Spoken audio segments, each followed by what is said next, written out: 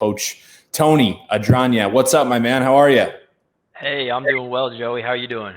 I'm doing good. Thanks for hopping on with me. Fellow Southside Indy kid. So love to see it. What are we feeling? Monday morning, the news breaks yesterday.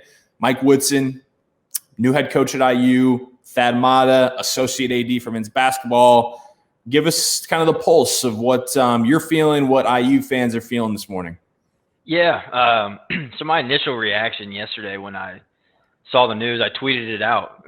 Said, "Consider me underwhelmed." And that was when I just got the news of Mike Woodson being the hire. I think, as IU fans, we kind of got our hopes up. Thought, hey, Brad Stevens is coming in. Like anything that wasn't Brad Stevens was going to be underwhelming. Like that was like we got our bar set so high. Probably never should have. There was probably a 1% chance Brad Stevens would leave a storied franchise like the Celtics to take over what has kind of been a dumpster fire of a program for a few years in IU basketball. So I was underwhelmed initially, and then I saw the Thad Matta hire. I started doing some YouTubing on Mike Woodson, and saw guys like Carmelo Anthony and JJ Redick talking glowingly about Mike Woodson. And then Raymond Felton has an entire 5-minute spiel on YouTube where he's talking about how Mike Woodson should still be the head coach of the Knicks because he's the only one that's had success there in a couple decades. And it got me feeling better about it. Then I saw the Thad Matta news.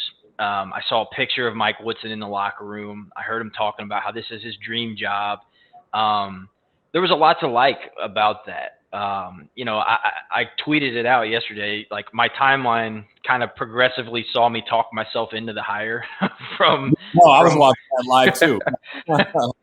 So, I went from underwhelmed to I'm fighting why this was the right hire with people. So, you said I wasn't a fanboy and I'm not going to go crazy. I don't know how to say that. I can get a little nuts, but well, you do a good job of not showing it on Twitter.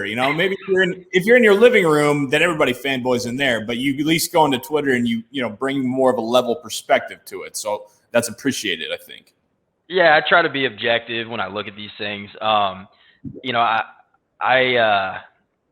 made the mistake of getting on the message boards throughout this hire, and I thought Twitter could be bad.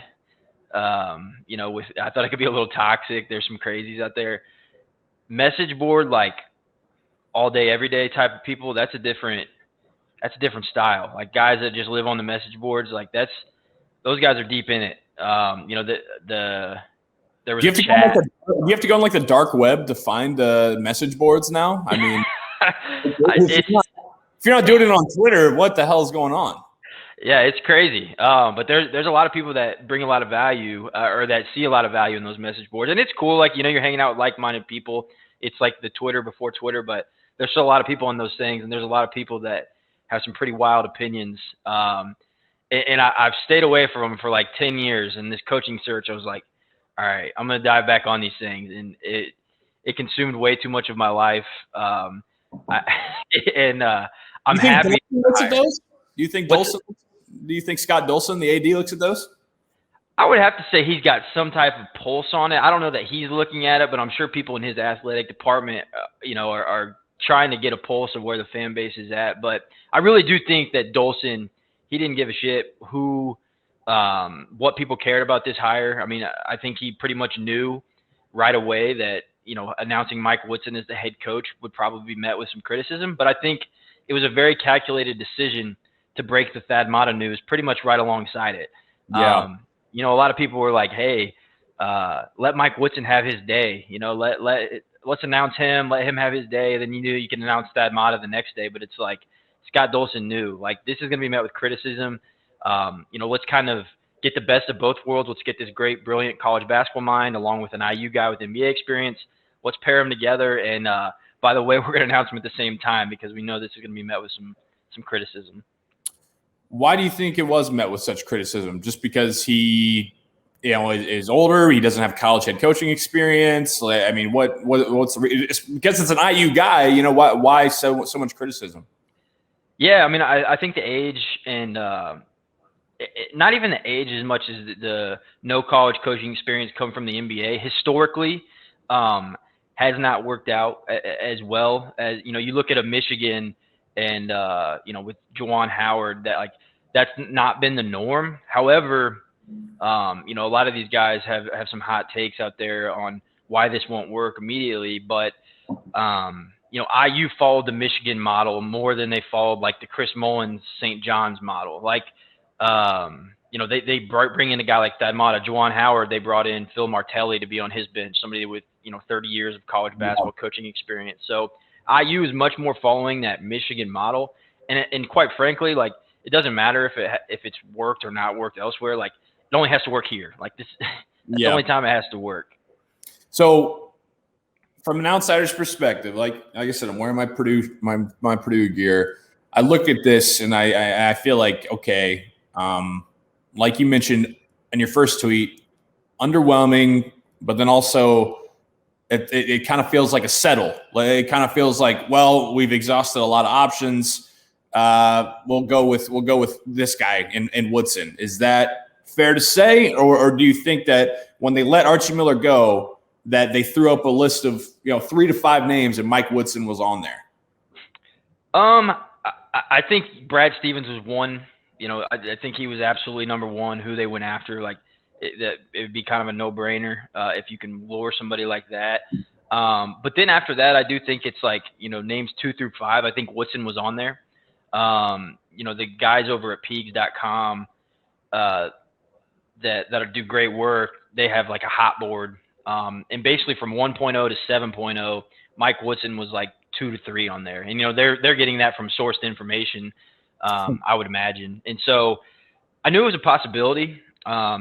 Was not my first hire or first choice, second choice, third choice. I put out my top 5 who I wanted. Mike Woodson was not on that list.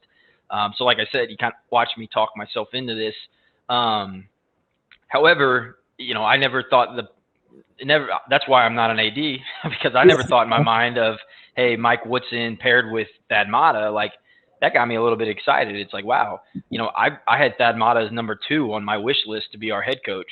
And now he's kind of overseeing the program, kind of as a GM consultant role.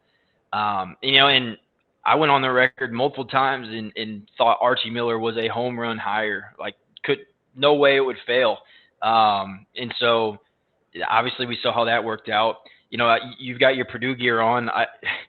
Purdue literally owned Archie Miller, never beat him. And I don't think we'll ever see an IU team coached by Mike Woodson come out flat against Purdue, like we saw with Archie Miller. There's just a deep level of care there that I don't know too many other guys could have. They're your rival and you want to beat him and you're fighting for recruits against them and all that good stuff. But Mike Woodson is going to have a deep level of respect for the rivalry, and he's going to ensure that his team goes out there and competes, unlike we saw a lot under the Archie Miller era. I immediately went to Dane Fife. I just figured that was just kind of the next thing. Is that why was he not brought on? Why was he maybe not considered anymore? Yeah, I don't know. And I think there's still rumors that he might be considered for an assistant coaching position, maybe an associate head coach, where he could kind of be the coach in waiting. And this is me speculating. If anybody's watching and thinking I'm coming from good info, it's not. It's just me speculating.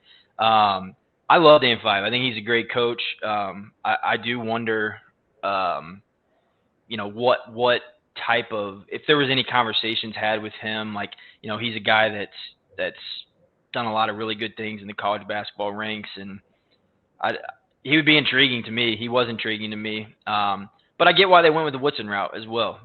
Guy that has head coaching experience, a guy that, when you can say, hey, let me call up Mello and he'll tell you about how I coached him. That holds some weight with, 16 to 17-year-olds that, ultimately very small minority of them are going to go to the NBA, but that's all their dreams and goals. And you got a guy that says, hey, I know exactly what it takes. I've coached all these superstars. I mean, I think I saw between his head coaching and assistant coaching career, he's coached 40 some all-stars or something crazy like that. So now was he the best coach in the NBA? No. But he took franchises that in the Hawks and the Knicks to the playoffs. You know, two franchises in the last couple decades that have really struggled to have success. So I don't think X's and O's is any sort of concern with Mike Woodson. The concerns I think the fan base has is the recruiting aspect, dealing with college kids. You know, like you're having to deal with kids that have exams tomorrow, or their girlfriend broke up with them, or, you know, just things that you don't have to worry about in the NBA. But I do think those are the type of things Thad Matta was brought in for. What is the situation with everybody? Because it seems like everybody is transferring. I mean, you got Lander in the portal, you got Armand Franklin, you got a handful of others. I haven't heard anything from Trace Jackson Davis. Do we think that with the hire of Woodson and Matta, is that leaning that there's going to be more to come back, or they're just going to start fresh and they got to go get their own guys? Yeah, I'm interested to see that myself. Like, 6 guys in the transfer portal, which, you know, if my kid went to IU and the coach left in the way things are going right now, I would absolutely tell him to put his name in the transfer portal. Like, there's no harm in it. You get to explore your options, and you can always come back. And you don't even lose a year eligibility if you do happen to transfer, which is, you know, a one-time thing this year. So when it comes to the transfer portal, you know, I want to be sensitive in the way I say this, but like there's some dudes in the transfer portal right now that I would want to put emphasis on more than some of the IU guys that are leaving. You know, there are some really, really good players, like some program changing players in the transfer portal. And I get you want to keep your own and you don't want to be loyal to these guys that were loyal to the program. However, you know, if 3 of them leave or whatever, you have a really good opportunity to replace them with guys that either have similar skill sets or maybe even better skill sets with the way the transfer portal is working out. So I'm not as concerned as a lot seem to be. At the end of the day, it was a 12-15 team last season. And, you know, I love to keep the guys around, but if they happen to leave and seek greener pastures, like I'm okay with that too. Who are a few of the guys that are in the transfer portal right now? Just for those who don't know, like me, not from IU, the guys you're talking about that could be a better replacement. Yeah, I mean, you've got a couple 5-star. Forgive me, I can't remember the names. You got some 5-stars from like North Carolina. You've got a 5-star that I think went to Texas Tech that's transferring. The verbalcommits.com. They've got some everybody that's in the transfer portal, and they even rank them by like their stars coming out of high school and stuff like that. Yeah. Okay. Walker Kessler's the one from North Carolina, but like there are some legit players. There's a kid from Kentucky that didn't pan out there. Like there's some legit players in that portal, and you know, I don't know all their backgrounds, and you know, everybody's got a story when they're transferring, but there's some certainly some skill in there. Gotcha.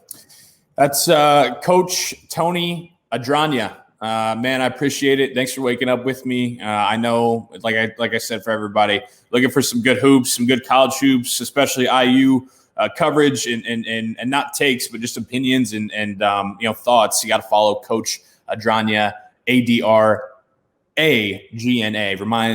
Rhymes with lasagna. There you go. Brother, thanks so much, man. And hey, let's hope just for the state of Indiana in general, even that this works out. It's better when I use better. I will say that. So good luck with the Woodson hire. Absolutely. Thanks for having me on, Joey.